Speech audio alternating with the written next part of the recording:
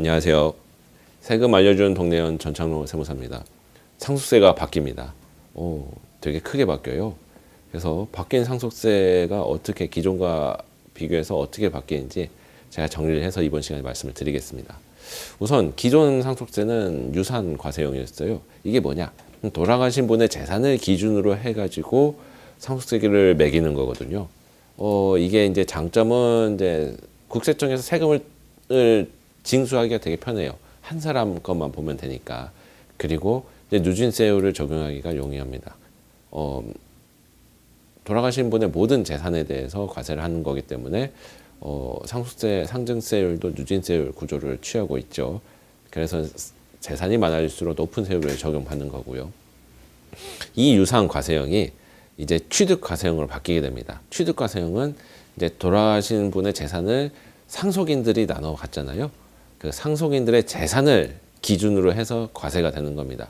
그러면은 내가 받은 만큼 과세하니까 어떻게 보면 이제 담세 능력에 따라서 합리적으로 과세한다고 느낄 수가 있죠. 하지만 그 상호 간, 그 상속인 간의 재산 분할 비율을 조절해 가지고 조세 회피를 할 가능성이 있습니다. 예. 우선 이제 유상과세형과 취득과세형으로 두 개가 이제 변화된다. 그리고 다음은 공제가 바뀌어요. 기본 공제가. 원래대로 하면은 이제 기초 공제와 뭐 배우자 공제, 뭐 자녀 공제, 장애인 공제 뭐 이런 게 있었는데 우선 기초 공제가 없어집니다. 기초 공제와 그 일관 공제라고 해가지고 아무것도 없었을 때 5억 원 공제 해줬거든요. 그래서 기초 공제 2억 원과 일관 공제 5억 원이 폐지가 됩니다.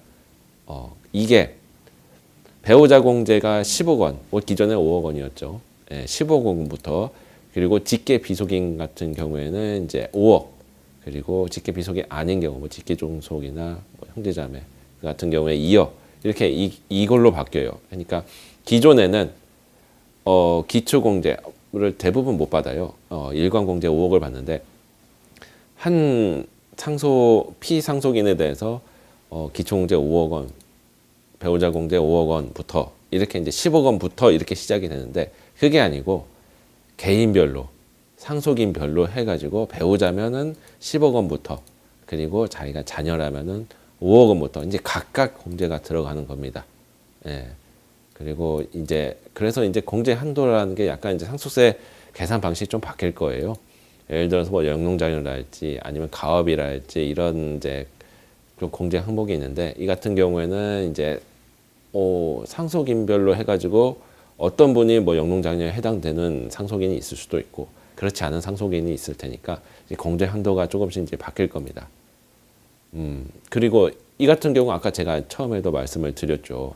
그러니까 상속인에게 그러니까 상속인 비율별로 해가지고 상속세 부담을 회피할 수 있다.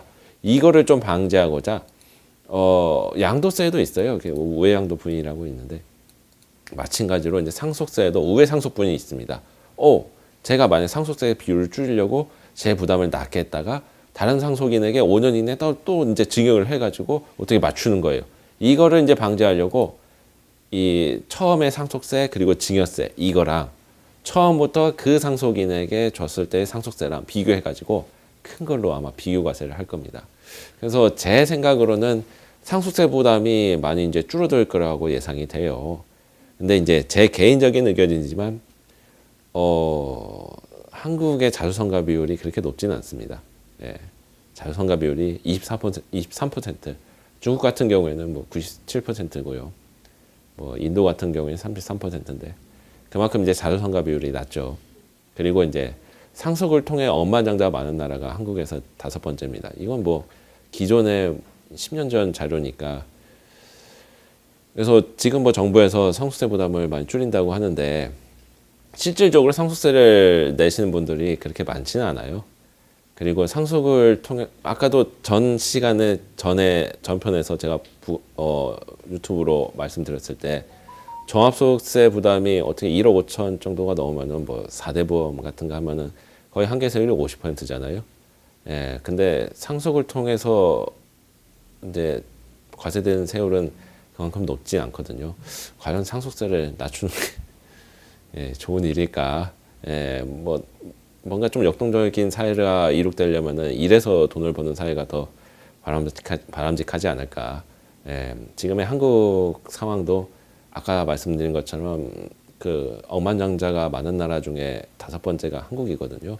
상속을 통해서 억만장자가 많은 나라가 5번째가 한국입니다. 그래서 이게 과연 좋은 일일까? 예, 짚어보는 계기가 됐으면 좋겠습니다. 뭐 이건 개인적인 의견이고요. 상속세는 이렇게 바뀝니다. 예, 감사합니다.